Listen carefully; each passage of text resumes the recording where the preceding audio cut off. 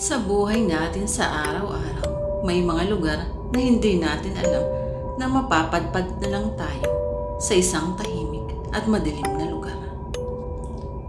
Nagsimula ito noong kabataan ko sa laysay ng lalaki. Si Rudy Lopez, ang kababatang kapatid ng best friend ko na si Joshua.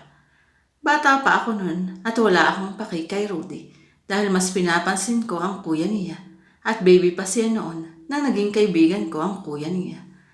Dahil madalas ako sa kanila, mangapit bahay at ang ina nila ay parang pangalawang magulang ko na rin dahil ang mga magulang namin ay magkaibigan din. Nakatira ako noon sa isang baryo at ang bahay namin ay may ilang distansya sa ibang kapitbahay. At ang bahay naman nila ay may kalayuan pero walking distance naman. Bandang bayan na sila nakatira. Pero bago ka makarating sa bahay nila, madadaanan mo muna ang isang malagubat na daanan. Sa umaga ay masarap at magandang maglakad-lakad dito. Pero pagsapit ng gabi ay pinakaayaw kong maglakad sa gubat. Wala kang makikitang ilaw at ang mga puno malalaki. Malalago ang mga sanga at dahon nito na nakaharang sa liwanag ng buwan, kaya naman lalo itong nagpapadilim. Bata pa ako noon, hindi ko maiwasang matakot. Lalo na sa ganong edad ay masyadong malawak ang aking imahinasyon. Ni hindi ko alam kung ano or kung sino ang nilalang na maaari kong makita sa kabila ng kadiliman. Ang mga sabi ni ina sa akin, maaaring makidnap ako sa daanan, lalo na at talamak sa mga masasamang loob ang kadiliman upang gumawa ng perpektong krimen, lalo na ang madalas pang mabiktima ang mga batang tulad ko. Di kaya ang ilang mabangis na hayop na maaaring lumapa sa akin o kaya mas lala pa doon ang iniisip ko. Isang araw inutusan ako ni ina na bumili ng pagkain. Siyempre dumaan din ako kila Joshua. Konting tambay tapos saka na ako umalis. Kailangan kong bumili sa bayan. Sa kasamaang palad, nang makabili na ako, inabot na ako ng dilim. Gabi na. Napalunok ako ng habang may kaba sa dibdib. Matapos ay napahinto na nakaharap sa isang hihintakutang kong daan na madilim na gubat.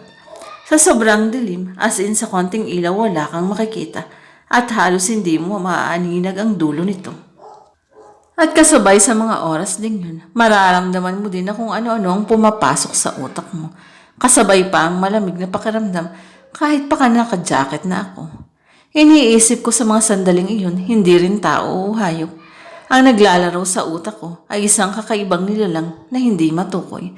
Meron itong mahahabang kuko at pangil, mapula at nanlilisik ng mga mata, at nagtatago ito sa kadiliman. Palihim at tahimik nitong nagmamasid sa akin. At maaaring bigla ka nalang dakmain na hindi mo namamalayan. Habang iyon ay nasa isip ko, tumingin muna ako sa likuran ko. Nakikita ko ang mga ilang mga streetlight, ilang sasakyan at mga tao na naglalakad. At pagharap ko, isang madilim lang na lugar. Iniisip ko na sana may kasama akong ibang tao sa paglalakad sa madilim na daanang iyon. Ngunit wala rin isa. Wala na akong maaasahan, kailangan ko na talagang umuwi. At huminga ako ng malalim at nagtungo sa aking bangungot.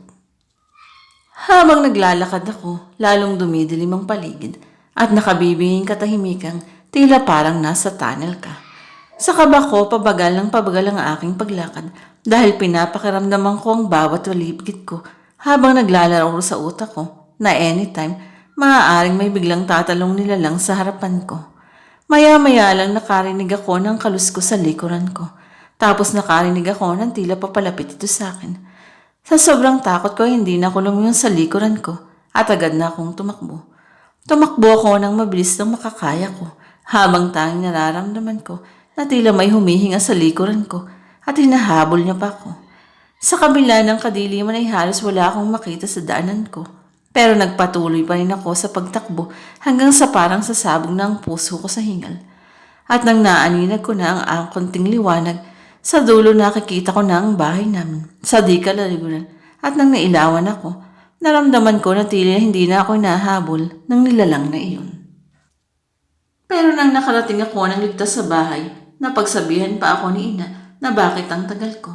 Kahit na hinahabol ko pa ang hininga ko, nagpaliwanag ako sa nangyari sa akin. Pero siyempre, sino ba naman ang maniniwala sa bata? Ang tanging hindi ko makalimutan na tumatak sa alaala ko ay nakita ko ang jacket ko sa bandang likuran na tila may kalmot ito. Na tila ibang klaseng hayop o nilalang na hindi ko matukoy. Ngunit sabi ni Ina, gawa lang daw ito ng pagkagaslaw ko dahil nga nasa gubat ako. Maaaring sumabit lang daw ito sa ilang kakahuyan at iyon ang naging sanhi ng pagkasira ng jacket ko. Ano bang alam nila? Hindi nila lamang talagang nangyari sa akin.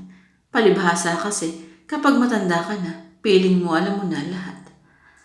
Makalipas ang ilang taon, lumalaki na rin ako at pati ang magkapatid. Pero hindi ko pa rin pinapansin si Rudy. Tumira muna ako sa Manila, nagpakasaya at enjoy ang college life ko, barkada at love life. At ang mga alaala ko sa kabataan ko noon ay halos nakalimutan ko na. Matapos ang ilang taon, marami nang nangyari sa buhay ko.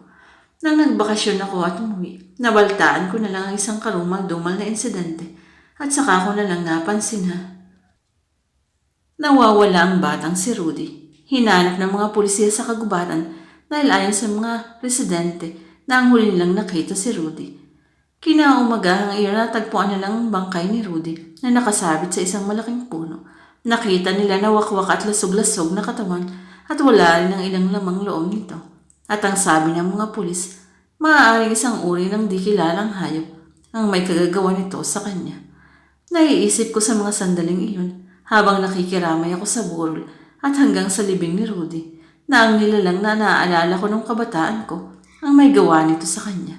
At sa kasamaang palad, maaaring hindi siya tumakbo ng tulad ng kasing bilos ko noon kaya siya naabutan ito. Kaya matapos ang insidenteng yun, pinutol ng mga residente ang ilang malalaking puno at saka nilagyan ng ilaw upang magsilbing liwanag kahit paano sa daanan. Kaya naman dahil simula noon, nawala na ang balita tungkol sa kakaibang nilalang na iyon ay nagtatago sa lidl. Dahil marahil ngayon ay naghahanap na siya muli ng mabibiktima sa mga madidilim ng bahaging lugar. At maaari din sa lugar